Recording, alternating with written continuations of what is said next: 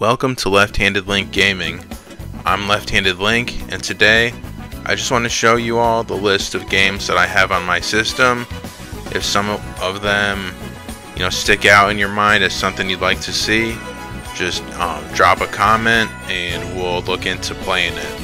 So first and foremost, I have the Angry Video Game Nerd 1 and 2 Deluxe. I played that a little bit. It's pretty hard, but it's pretty good. It keeps true to the Angry Video Game Nerd and the games that he has reviewed in the past. The next two games I have are Aragami and Aragami 2, which from the best that I can understand it, it's like it's a ninja style game. It's kind of an indie level game from what I understand. I haven't played it before, either one, so that's definitely something that I plan on playing in the future. We also have this game ARMS, which is essentially like Rock'em Sock'em robots, but with like giant springy boxing fists. It's a pretty cool game. Pretty simple, nothing too far out there, but it's enjoyable. I do have a number of the Assassin's Creed games. I have Assassin's Creed 3 Remastered. I have the Ezio Collection, and we have Assassin's Creed the Rebel Collection. I also have these three Atelier Ryza games, which are focused heavily on crafting skills and stuff like that, but they're a lot like most other RPGs that look very similar. Axiom Verge 1 and 2 are basically a love letter to Metroidvania games. I haven't played either one before, but when they first came out, I had heard a lot of really good stuff about them. So one day we'll go ahead and check that out. I also have, I think it's Baten Kaitos 1 and 2, the HD remaster. This was originally a game that came out on the Nintendo GameCube back in the day. I never had a chance to get it back then, so it's nice to have been able to download an HD remaster. I haven't played it yet, but that's definitely something we'll play in the future. And then I also have the Batman Arkham trilogy here. Never played either one of these games. I know that they're really good. I know that they stay true to who Batman is, and that they pay a lot of respect to the Batman animated series that we all grew up on, at least my generation. They have Kevin Conroy, who is the voice of Batman in that series, and I think they have Mark Hamill too, I'm not sure. But like I said, I've never played it before, but I've heard great things, and it's got to be great if they brought it back out and put it on the Nintendo Switch. Then we got Bayonetta, Bayonetta 2, and Bayonetta 3. Now, I've played the first two. I haven't played the third yet. From what I understand, her voice in the third one is a different voice actress. There was some drama there. I don't fully know what it is, so I'm not going to go too far into it. I haven't really heard it too much, but the person who does it this time around does like a competent job. It's just, when you're used to a character's voice in the first two games and you come into a third one and it's different, it just takes a little while getting used to. But anyway, so we also have BioShock 2 Remastered, BioShock Infinite, and BioShock Remastered. I've never played any of the BioShock games, but everybody tells me how great they are. One day, we'll go through those games as well. Then I have these Blasphemous and Blasphemous 2. I think that these are also Metroidvania style games. I don't really know too much about it. I think it's like a paladin or something fighting against like demons. I'm not completely 100% sure on that. But anyways, I also have Bravely Default. I played it in the past. It's a really great game, Square Enix style, so it's really good. Then we got Cadence of Hyrule, Crypt of the Necrodancer.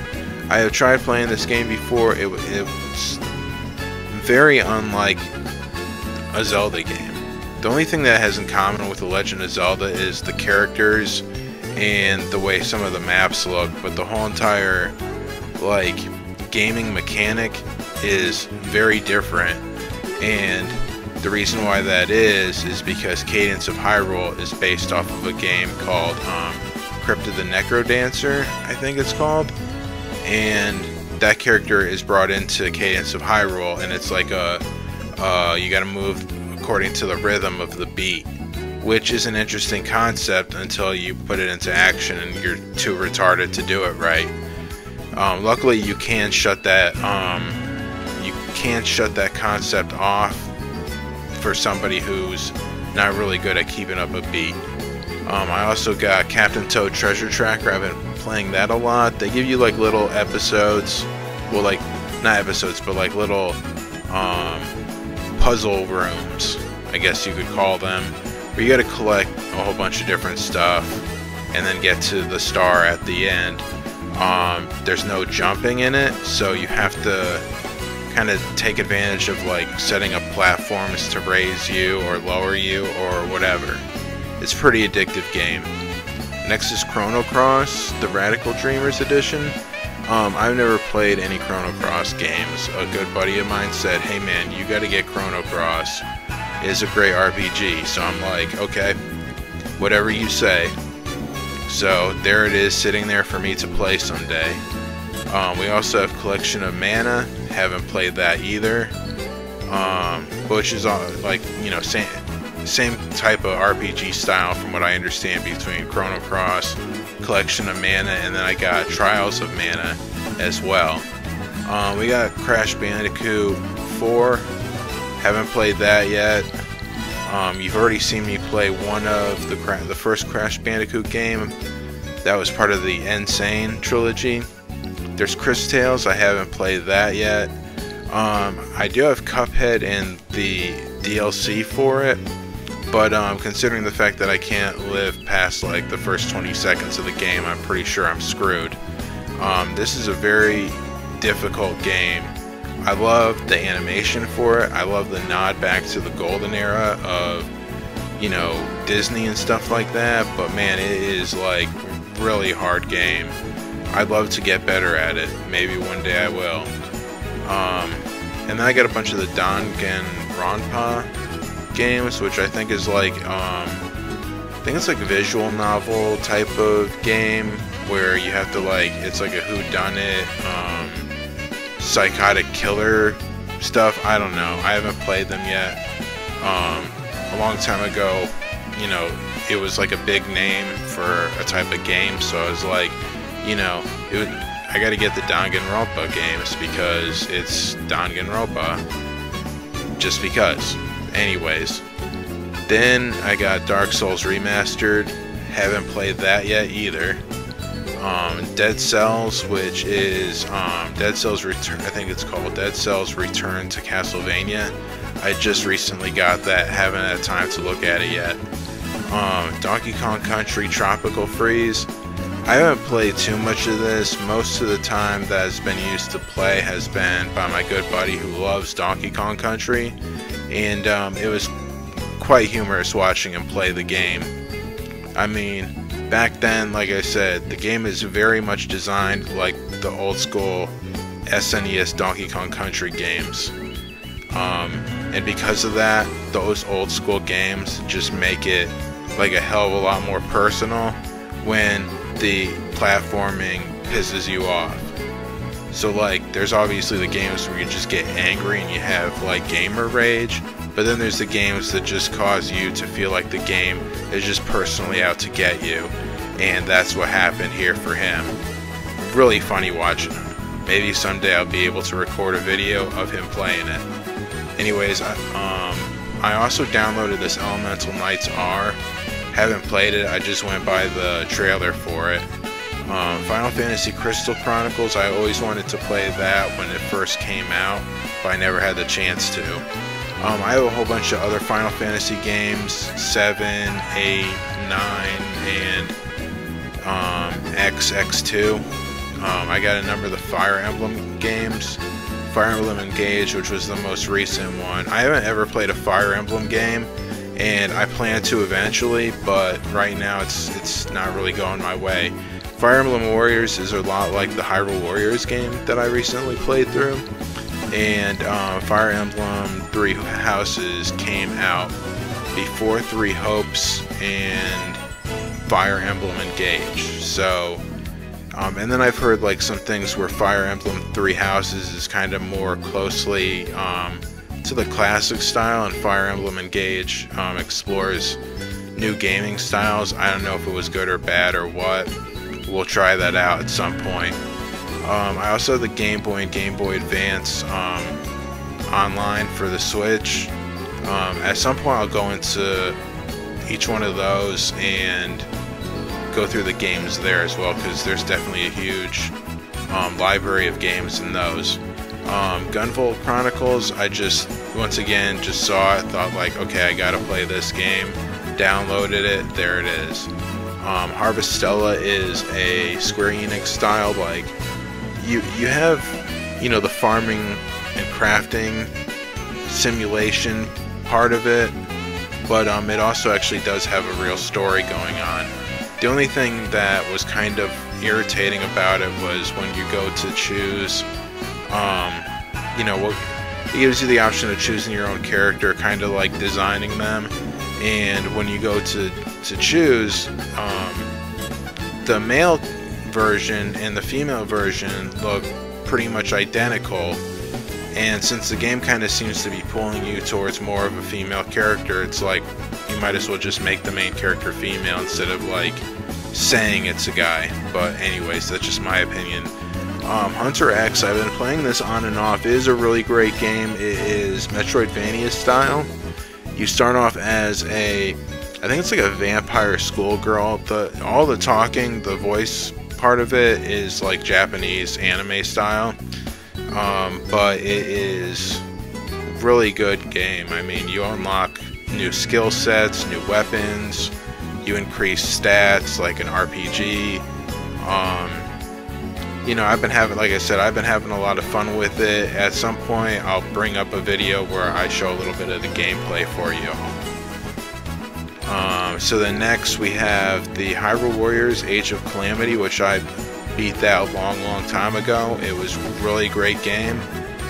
Between Hyrule Warriors Age of Calamity and the original Hyrule Warriors, I would say that Age of Calamity is overall a much better game.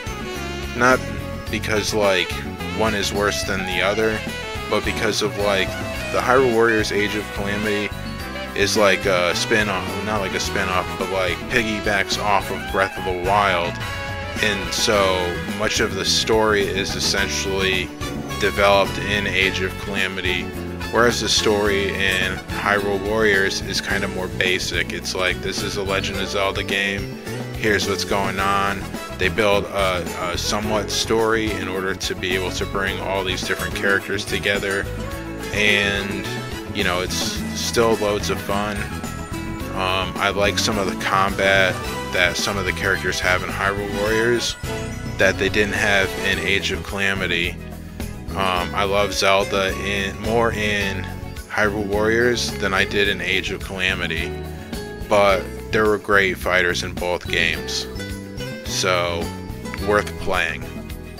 I have Immortals Phoenix Rising. A good buddy of mine said that he really liked this game, so I downloaded it. Haven't had a chance to play it yet.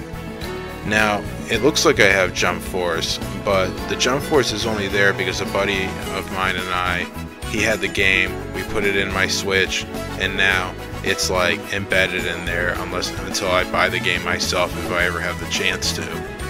But from what I understand, like, there was some stuff that you couldn't download back then when it first came out, and now like you can't. The downloads were taken down or something like that. The DLC was taken down or something like that. I don't know what the hell the deal is there. All I know is that now you don't have full access to being able to get all the characters anymore. So whatever, you know. So then I got a bunch of the Kingdom Hearts games here, but pretty much all of them are cloud versions, except for the Kingdom Hearts Melody of Memory. This is 1.5 and 2.5 remix. 2.8 Final Chapter, and Kingdom Hearts 3, and Remind. So it's like, it's great to have them, but unless you got a really good internet connection, from what I understand, it's sluggish. It lags a little bit, from what I understand. But I never played them. It may not be that bad. Anyways, I also have a bunch of Kirby games. We have Kirby and the Forgotten Land and Kirby Star Allies. I have played Kirby Star Allies all the way through. It's good for having, like, if you got a buddy you want to play with, so it's good, has good co-op play. And then as any Kirby game goes, it's fun, you enjoy it. There's a whole bunch of different abilities you can use and all that. I'm probably about in the middle of Kirby and the Forgotten Land. Another great game. I love it a lot. New abilities, and probably my favorite Kirby game was Kirby 64 and the Crystal Shards, but a close second is Kirby and the Forgotten Land. I love this game, and hopefully eventually I will get to the end of it. Now, we also have this game called Klonoa Phantasy Reverie. I think that it was made like a long time ago for another system, and then, or indie type of game, and then they kind of like up-resed it and then released it here. And the reason why I got it was somebody that I knew, once again, said you got to try this game. It is a pretty good game. It's pretty basic at the same time. It does have co-op capabilities, but definitely a great game if you're just looking to sit down, play something easy, or not just easy, but more just like it's simple. It's basics and nothing too crazy or fancy. You just sit down and you got just some basic core abilities, and you just go with that. So here's another Mana game, Legend of Mana. Once again, I haven't played any of the Mana games, so eventually. I also have Mario and Sonic at the Olympic Games. I have played a little bit of it with a buddy of mine. I enjoy it a lot. There's a whole bunch of different things you can do in there. That's a good multiplayer game. I did end up downloading the 2 Mario and Rabbids games. I, once again, have not played either one of these yet. I think that they're kind of like similar in the vein of Super Mario RPG, though I may be getting that wrong, because it seemed like there's an RPG style to it, but once again, I haven't even played the games yet. All I saw was it's Mario and it's Rabbids, and I miss Rayman Raving Rabbids. I hope that they bring another one out, but anyways. Then we got Mario Golf Super Rush, which is pretty good. My favorite Mario Golf was the one from the Nintendo 64. Ever since then, it's gone a little bit. It's gone different ways over the years. The GameCube one was, I think, Toadstool Tour, and that one wasn't too bad. This one's pretty good. There's no shots at it for being bad at all. It is a really good Mario Golf game. It's just like, I grew up on Mario Golf 64, and I love that game. I always will. So then we got Mario Kart Deluxe 8. I have all of the DLC extra tracks. We'll make videos off of those soon. And then I've got the Mario Party Superstars. That one's not too bad. For me, like, I had the original Mario Party for the Nintendo 64 back in the day, when like you had to swirl the control stick around and essentially you would get stigmata from it. But and then like they had to come out with a gaming glove in order to protect your hand and all that crazy stuff.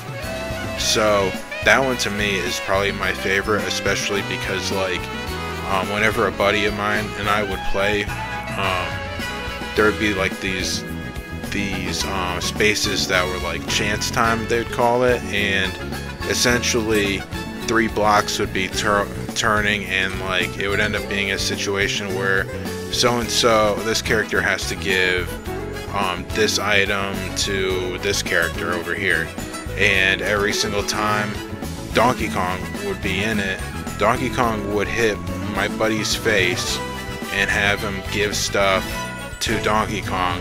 And then there was one time when he landed on the Bowser space, and my buddy, and you know, Donkey Kong lands on the Bowser space to where it's like, what's Bowser gonna take? And as soon as he lands there, my buddy's like, well, I'm Anyways, I digress, but it was pretty funny. Good times. So then I have this game called Master Detective Archives Rain Code. It's like a detective style game, obviously. You got that in the name of the title. It looks like it's kind of anime stylish. It's got kind of like a noir look and feel to it. When I first saw the gameplay trailers, I thought this game like really looks awesome and gives heavy like Blade Runner or Perfect Dark kind of vibes, where it has kind of like that noir look to it. So eventually soon I'm going to play through that one. I had Metroid Dread, play through that one, great game, but I mean the final boss battle was really difficult. I had to stop playing for a while and then come back to it later. Luckily by doing that I actually ended up replaying the whole game and realizing some of the things that I didn't know in the first place, like when it came to timing for parrying attack or something like that. I do have Metroid Prime Remastered. I played through that entirely. I had the original game for the GameCube. The game is wonderful. They did a great job remastering it. Just if you ever get into a 3D Metroid style game, Metroid Prime 1 is a great one to go with. Anyways, I also have Monster Hunter Rise. I've never played any of the Monster Hunter games. I don't have the DLC for Sunbreak. Eventually I'll go ahead and get that, but once again this is another game that I've yet to try out. I have Super Mario Bros. U Deluxe, which has Super Mario Bros. Like I think it's New Super Mario Bros. And Luigi, Super Luigi or something like that. Once again, game that I haven't played though. I did play the original New Super Mario Bros. That came out on the Wii back in the day with a buddy of mine. Similar concepts, great game. I loved it, he loved it. Next we have Ni no Kuni 2 and Ni no Kuni 1. The anime style is that of Studio Ghibli. So you kind of know what if you know about Studio Ghibli, then you know what to expect there. Once again, like I said, most of these games, I got them. I haven't had a chance to play them yet. These two games are in that same category. But they look like great games. They're RPG style from what I understand, and they're definitely look like something I can easily get into. Then we have Nier Automata, The End of Yorha. This has been, this is a masterpiece of a game that's gotten over 100 awards and nominations. It is like kind of like not so much cyberpunk, more like a dystopian style future. It's kind of very reminiscent of, if anybody knows Battle Angel Alita, it's very similar to that in style. I played a little bit of it. I really thinking about making some of my next videos based off of gameplay for this one.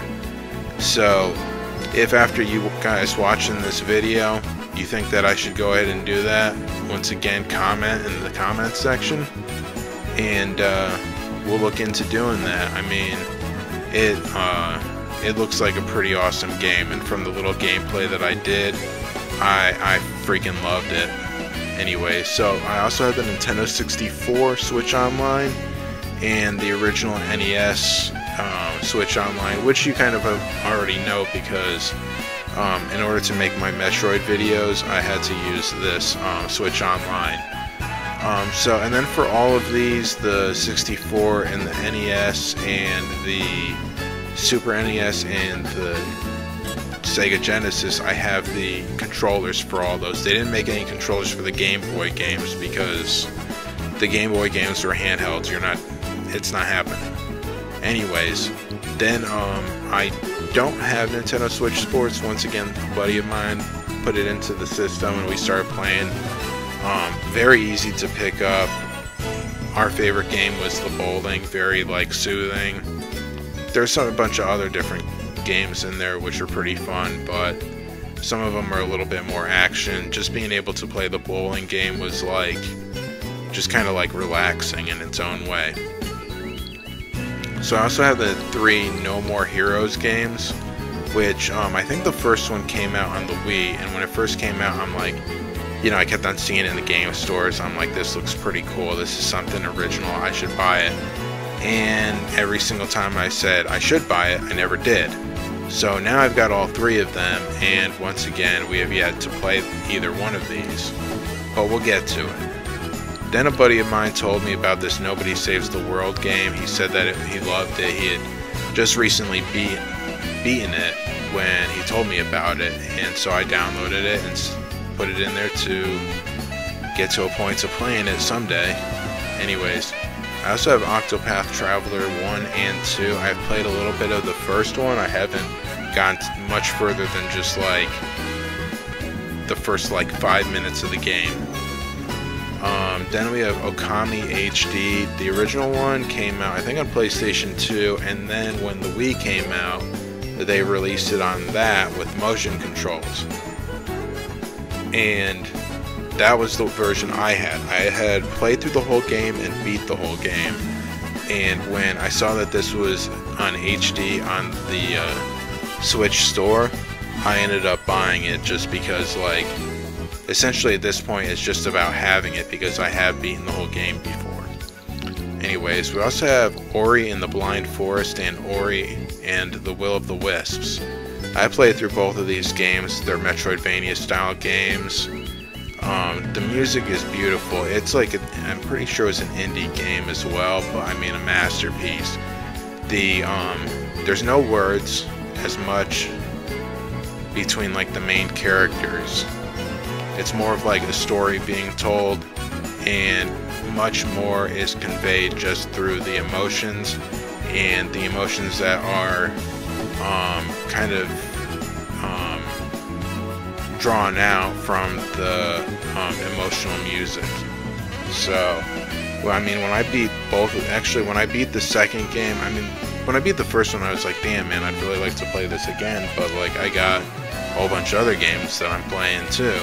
And then when I finished the second one, I'm like, dude, I wish I never finished these games because there's such an emotional connection to the characters, and also like the story essentially comes to a wrap in the second one when it comes to the character. I'm not gonna, you know, ruin what happens, but essentially like it's the ending and a bittersweet one, and so it just like it tugs at the heartstrings.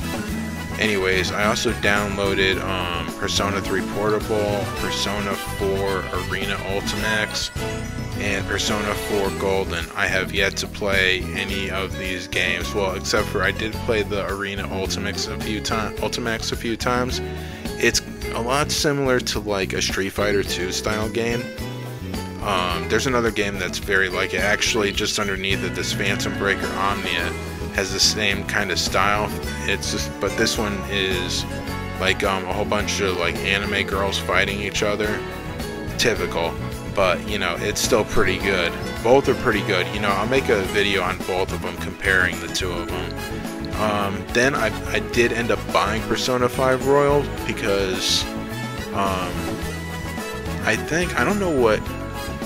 don't know what or who inspired me to do it. I mean, I had Smash Bros. Ultimate already with him in it, and then I think that when we would play that game, when I played that game with a buddy of mine, he would pick Joker from time to time, and I'm like, and I was asking about it, and he's like, dude, you gotta buy and play Persona 5 and Royal. So eventually I did, and I played it through like 2 or 3 times, and it is a long game to be playing through multiple times, but I gotta tell you, it was an amazing game. Just stopping playing it kind of sucked in and of itself, but you know, there's other games out there such as Persona 5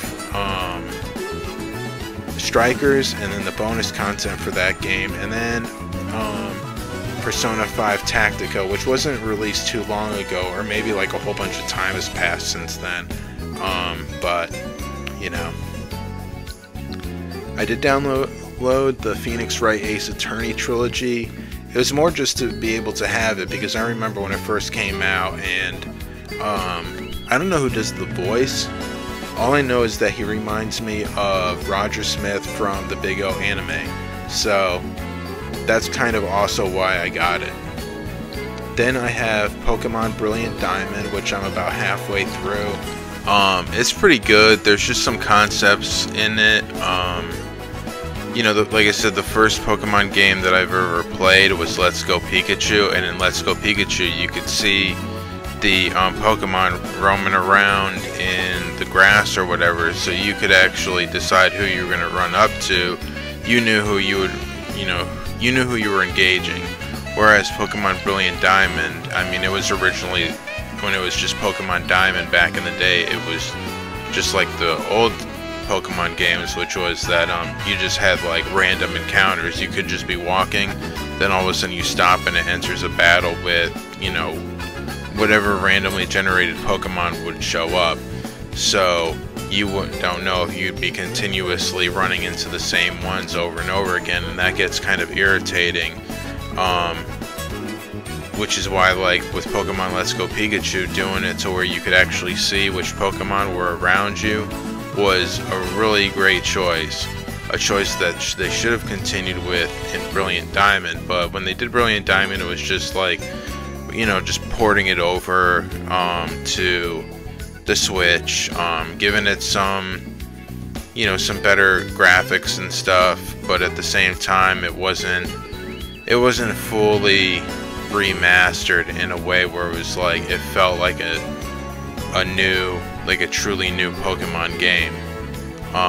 Like I said, the graphics are better, there's a whole lot more when it comes to it, but there's just certain mechanics, like it's nothing to do with what it looks like, it's just certain mechanics were never like brought beyond what they were back in the Game Boy era. The mechanics were left to that level, but you brought the game into the newer era, which is like, you should have, if you're going to do that, make sure you can see the Pokemon in the wild, but I'm digressing. Anyways, I also have Pokemon Sword. I started a little bit of it, really haven't done too much, but I have heard great things, and they got a whole bunch of support DLC for it, so it'll be definitely something that, I want to play in and check out. Eventually I think I may get Pokemon Violet, which is one of the newer ones. I've heard like varying opinions on the Scarlet Violet games. I still think like getting at least one of them is worth it. I mean, Pokemon is Pokemon, but there's obviously areas where Pokemon will always need to improve.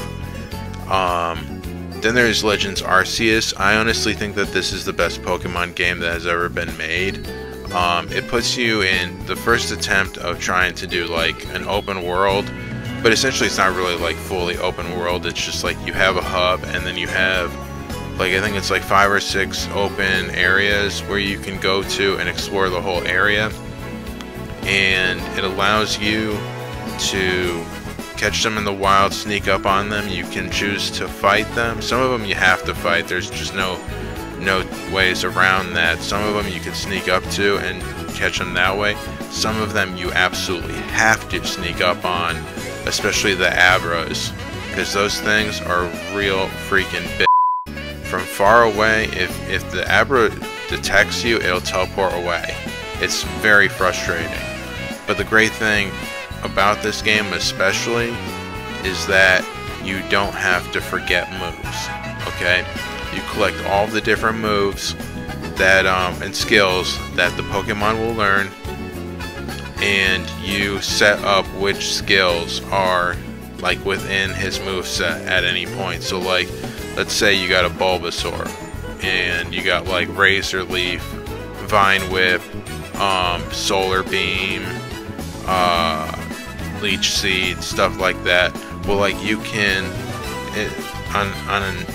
all of the moves that it has could have 10 more moves than that, and so you could switch them, interchange them out, but you still have the moves, so that later on when you want to be like, hey, you know, I'm going to switch this move out and put this one in because I'm starting to face more Pokemon who have like this weakness, so he has this attack that can counter that weakness. So, you know, you're always able to adapt, and that should never, like that, putting that into a game, all future Pokemon games should not operate in any other way than that. I mean, Legends Arceus is really peak Pokemon because it finally gives you just that open freedom when it comes to how you raise your Pokemon, how you are able to capture them, and how you are able to explore new areas. It is definitely a really great game, and I continue to go back to it from time to time just to do more collections and finish Pokemon, you know, the Pokédex. Anyways, the next two games I have are Portal and Portal 2. I think I may have played like about a minute or two of the original Portal. Never played it before until I got it on the Switch. But the majority of the time I played Portal 2, and that was because it has a co-op feature and I was playing it with a buddy of mine. It is a very good game, and really just the puzzles in it just will make you think, not just like in the basic sense will make you think. I mean, there are some rooms that you're trying to get out of using these different portals, and there's honestly been rooms that it took like a couple hours to figure out how to get the hell out of there. I mean, that is just how you know, how much mind-boggling this kind of thing is. And then you end up realizing, because like when you go into the hub area, you're not always completely aware of, you know, which levels are like the progression of like easy to, you know, medium, difficult, all that kind of stuff. So when you go from, so since you have no real understanding of that, we accidentally went from like super easy to like super hard. Then we were going backwards, and we're, you know, by that point your mind's trained to be thinking of like, what's the most, all this got to be really difficult. And then you go back and you're like, wait a second, this is a trick because it's too easy. But, you know, overall, like I said, it's a great game, and plus the two songs at the end. Honestly, I think the song at the end of Portal is better than the one at the second. But what was it? I forgot what the names of the songs were, but they're pretty good. Anyways, the next game we got is Prince of Persia: The Lost Crown, which is in the style of Metroid Dread, kind of side-scrolling, and I'm pretty sure the same style of gameplay, Metroidvania style. I haven't played it yet. I just got it a short while back. The very first Prince of Persia game I ever played was The Sands of Time, and man, that was a great game. I would love to play it again. I hope they remaster it and re-release it, because it was an amazing game and the soundtrack was phenomenal. I would buy that the moment it came out and put it in the game and start playing right then and there. But next we have the Princess Peach Showtime game, which I played the demo for it, and I thought it was pretty good. From what I understand, there's not too much depth to it. It's a pretty easy game, kind of geared towards younger gamers. But like, you know, if you've been a Nintendo gamer since you were a kid, you know, Super Mario, Princess Peach, you're gonna get it. I mean, that's just, you know, what it is. Anyways, the next thing I got is Rayman Legends, the Definitive Edition. I haven't even played it at all yet. Like I said, back in the day I had Rayman Raving Rabbids, which was a great game. I also had a Rayman game that I cannot for the life of me remember what it was called, but it had this cool song in the beginning. I really didn't even play that one, but that's a whole nother example of, I really want to play this Rayman Legends game. I just haven't yet. The one from back in the day, it's just I never really got into it. But anyways, then I have Rune Factory 4 and 5, and I think I have another one in this list. I ended up wanting to buy Rune Factory 5 or I can't remember exactly which one. Anyways, then I found like there was like a combo disc, so I'm like, well, I guess I'm getting multiple Rune Factory games. So that's where we ended up. Once again, 2 more games that I haven't tried yet. But, you know, from what I've heard of the Rune Factory games, they're pretty good, pretty phenomenal games. Another game that I downloaded at one point was, I think you pronounce it RWBY, which is like these 4 girls with different powers, like it's an anime style kind of thing. I tried playing it a little bit. I still keep it on my downloads, but I haven't played it after the first couple of times because it's not that it's bad, it's just that there's very little substance, I'd have to say. It's very basic gameplay, very basic like plot and directive, and it never really changes. At least that was the experience that I had when I was playing it. I really didn't get too far though, so I don't know, and I never watched the anime, so I don't know what the hell's going on anyways, because they don't really explain it in the game. But that's another thing. I also have the Sega Genesis for the Nintendo Switch Online. We'll make a video about which games are in there. I have Sonic Mania, and when you get Sonic Mania, the disc, it also comes with Sonic Racing, but I never played the Sonic Racing. I played Sonic Mania with a buddy of mine. We got pretty close to the end, or did we beat it? I can't remember. But it's a great game. It's a real love letter to the old Sonic games from the Genesis era. And then I got Sonic Frontiers a long time ago. I got it when it first came out, so all that other DLC that actually completed the game hadn't been out yet, so it's like now I gotta replay the whole entire game. I was thinking about doing it as a video series, but then I was thinking, you know, they've got like actual real like lyrical songs in this game. Are they gonna give me any problems? So I'm like, I don't know if I should risk any copyright issues, so I may not play the game, because like honestly, to play it and not to have that great like amazing music would just be like a slap in the face to the game. It would just be disrespectful. So, you know, I mean, I'll look into it. Then I downloaded the Sonic Colors Ultimate a while back. I know that there are varying the critical reception for the Sonic Colors games wasn't like as good as a Sonic game should get. I mean, there's been, you know, hit and misses with Sonic games. I played it a little bit so far. I like it.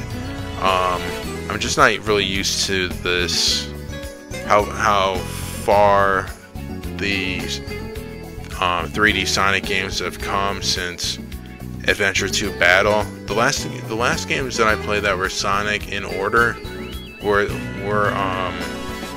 Sonic Heroes, and then I played the one where it was a werewolf, and then from that point it was like on and off, until finally I got this Switch, and now I'm pretty much trying to get try everything that's on the system.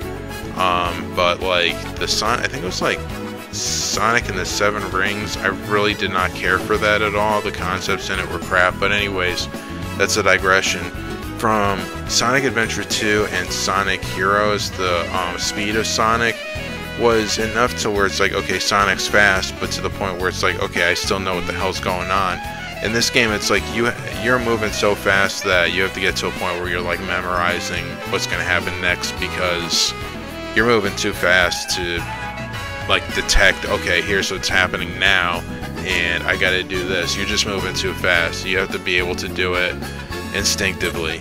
But anyways, I also downloaded the Shining Resonance. The trailer looked pretty good. I haven't played that yet either.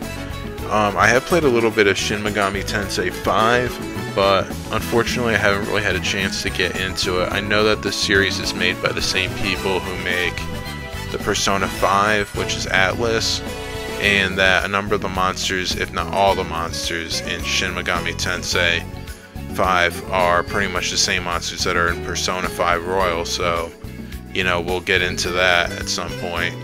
As you already know, I've done videos on Shantae Half Genie Hero. You've seen it, it's a pretty good game. I have the Sonic Origins Anniversary Collection, which has the original Sonic the Hedgehog, Sonic the Hedgehog 2, and Sonic 3 and Knuckles, and then Sonic CD. And then they also opened up like a number of the old Game Gear games. But overall, it's pretty good. They introduced some new concepts, some things which are good if they were just kept in the anniversary mode, because the anniversary mode is like widescreen. They fixed it to be widescreen, and then the classic mode is the way it looked, you know, when you first got the game back in the day. But they adjusted some of the gameplay in these games, like Sonic didn't have the spin dash until Sonic the Hedgehog 2. In Sonic Origins, he has the spin dash in the first game. You can use it, but there's a reason why, you know, you don't want to be using that, because Sonic the Hedgehog 1 was not, the levels were not designed to incorporate the spin dash, and if you know, use it irresponsibly, you will end up killing yourself. I mean, it's happened to me. Anyways, I also got the Sonic Superstars, and the concept behind it was like, this game looks pretty cool and all that kind of stuff, but like the soundtrack sucks. I mean, there's no way of getting around that. The Sonic series is supposed to have an awesome soundtrack, and this game just like disrespects that, you know, that legacy. The gameplay is really good.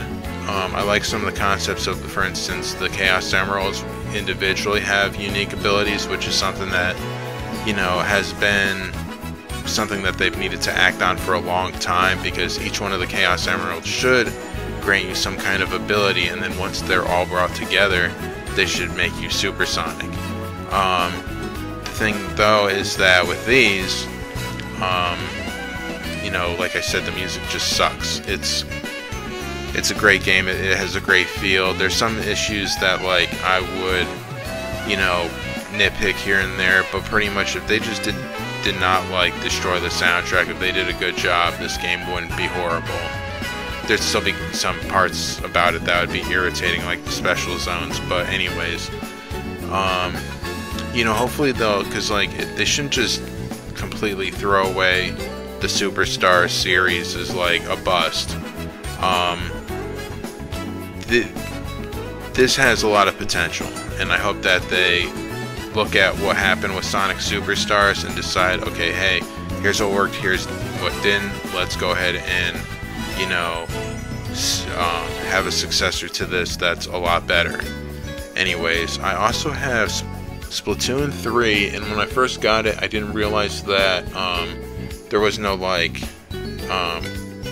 you know, local co-op or whatever they call it now, instead of just like, I call it couch co-op, which is essentially you and your buddy on a couch playing the game, or multiplayer mode. You only have one player mode, and you have the story, which I haven't completed, and then you have just like online gameplay, which I don't really personally enjoy online gameplay as much. I just wish me and my buddy could like blast each other in this game, but it wasn't meant to be. But you know, it does have a huge following. The Splatoon games have a huge you know, online presence, and you know, it's been around since I think the Wii era, and they're good games. If you want to have like an online style game where you can just, you know, join in anywhere, anytime, it's worth having. Now, I'm in the middle of playing Spyro, the first one right now, but you know, as it says, Spyro Reignited Trilogy, there's the second and third one I'll play at some point, but I don't know when. Then I have the 2 Star Ocean games, and once again, games that I haven't played. I've seen a buddy of mine play, I think, the second one a little bit, and it looked pretty good. I'm excited to have the chance to finally play it myself.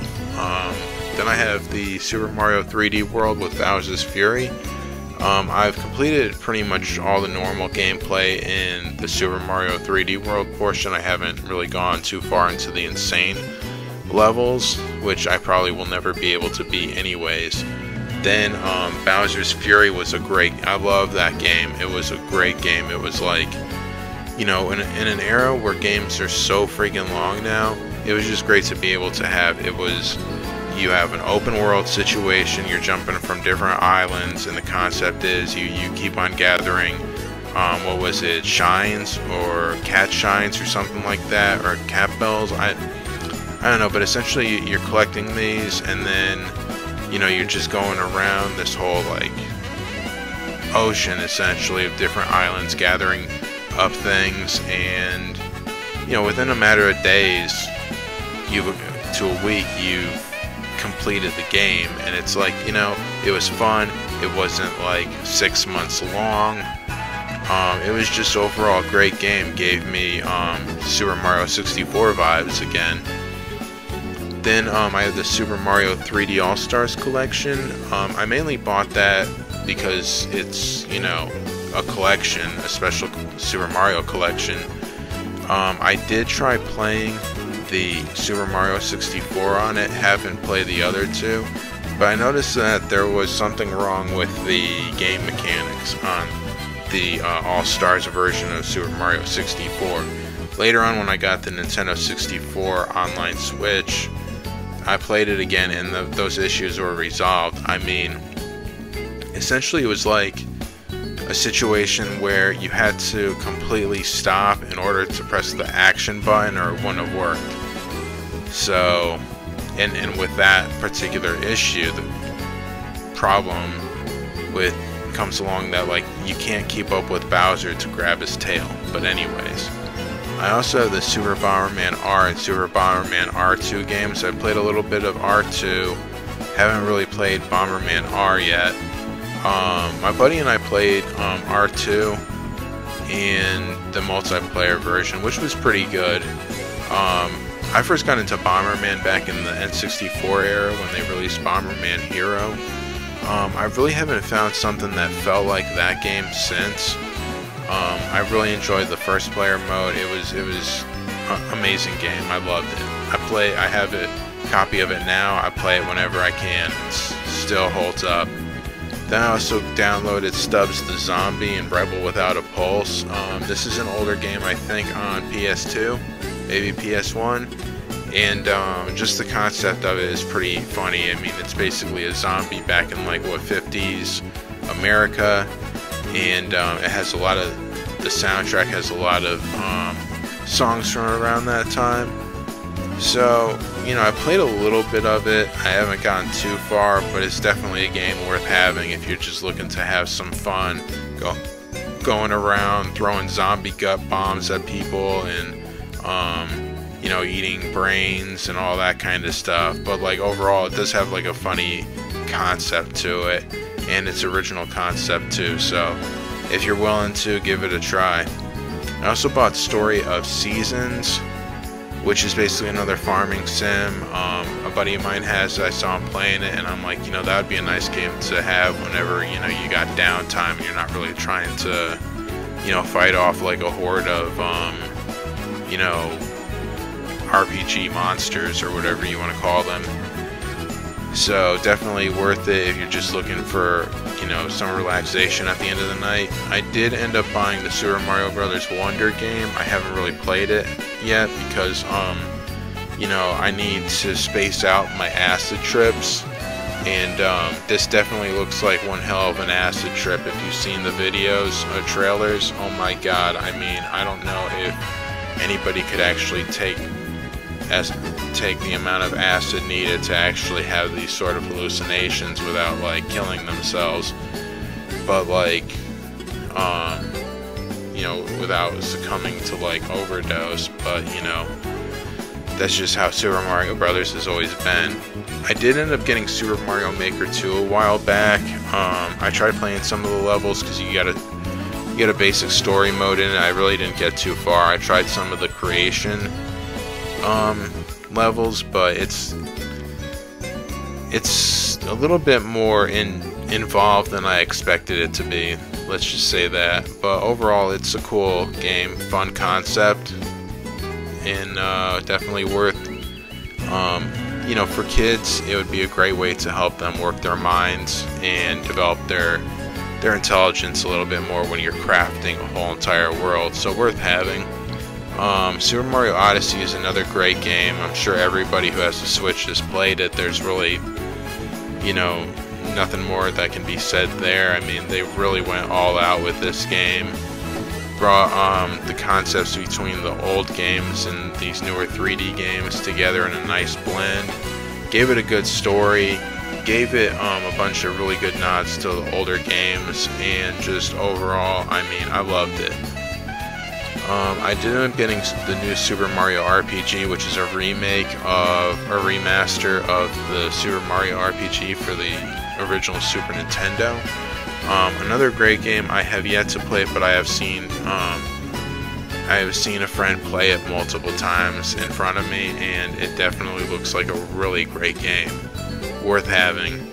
A buddy of mine said that he loved the Super Meat Boy games, but that they're like insanely hard. So I'm like, well, if he loves it, I gotta download it. So I downloaded it. Haven't even clicked on it to play it for a second yet. All I can think of is that the moment that I do and I start dying multiple times, my buddy's his voice is gonna be in my ear telling me, "You suck, you suck, you suck." Essentially, although like that's actually nicer than what he probably would say. But anyways, I also have the Super Nintendo Switch online, and once again, that's another one that I'll go through in its own video. We have Legend of Zelda: Link's Awakening, which was phenomenal game. The way that they restyled it, the way that they did, I mean, honestly, like a lot of people are looking for them to do the same with some of the other Game Boy Zelda games like Oracle of Ages, Oracle of Seasons. I would love to see the original Zelda done in that style, and maybe given like a few, you know, additional like puzzles and stuff, and you know, make it a little bit more intricate. It was very basic back then, though. Like, that's not a complaint. You can you know, finagle it a little bit to have some more, you know, interactivity. Not necessarily that it has to be bigger, but that it can be a little bit more intuitive and interactive. Anyways, then you see we got Zelda Breath of the Wild. You've already seen that I played it in a previous video. We have the Elder Scrolls Skyrim, or Elder Scrolls V Skyrim. Haven't even played that yet. Main reason why I bought it was because you have a Link weapon set, and then also because, you know, everybody made such a huge deal out of the game, and I never played it before, so I downloaded it. There's the Team Sonic Racing that I mentioned before. Haven't checked it out at all. Then Tales of Vesperia. I had known about this game for a long time, at least I think so, but still haven't even opened it up to check it out. Super Smash Bros. Ultimate, of course, it's like pretty much the most important game that was ever made in video game history. Then Legend of Zelda Skyward Sword, I beat that a long time ago. Pretty good. There's aspects of it that I really didn't care for. Like, honestly, they did not do a good job with the new sword mechanics when it came to the motion controls, when they went to a more sensitive motion control style. And then, and you know, I tried to still use the motion controls. They did map out the chance to use just the gamepad instead of motion controls to fight with the sword, but I wanted to make sure I played it as closely to the way it was originally played. But there's a couple, you know, the final boss fight I really didn't think was that great. Some of the new storylines to it I didn't really think was that great. I mean, overall, you know, it's a decent way, I guess, to start the Zelda universe. It's considered like the original, the like very first Link in Zelda, but like a lot of the storyline, they could have done better. I really didn't care for the whole Goddess Hylia aspect, which has been carried into some of the other games. I mean, you have mention of the goddess Hylia in both Breath of the Wild and Tears of the Kingdom, and less are you seeing any nod to the Triforce. I mean, you see the Triforce a little bit in Breath of the Wild, but in Tears of the Kingdom, it's like it's pretty much almost gone completely as a story concept. I don't know why that was. Hopefully they will refocus on it in the next Legend of Zelda game, however long it'll be until we see that game. But anyways, then like I said, I had Trials of Mana. I got Triangle Strategy, which is very similar to a Octopath Traveler game. Haven't played it yet. Did download Tunic, which is like a Fox top-down Legend of Zelda game, kind of similar to, I think, A Link to the Past. I haven't tried it yet. A buddy of mine said that it's pretty hard, pretty challenging, so I can't wait. Then I have YouTube, but I have the Xenoblade Chronicles 1, 2, and 3. I have played the first one, and I played the side story in the first one. I played the main story in the second one, haven't played the side story yet.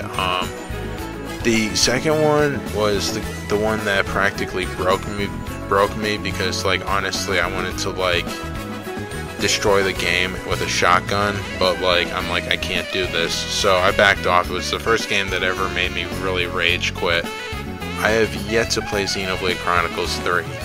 Anyways, this is a short video of, well, I mean, I don't know how short it is, but basically this is me just going through all the different games that I have, and I'm just giving you a rough idea of, you know, what you may see in the future, and if there is anything that you see in this list that you might want to see done a video series on. And if I've already played the game before, you know, I could do some stuff with it and just show you some of the gameplay there.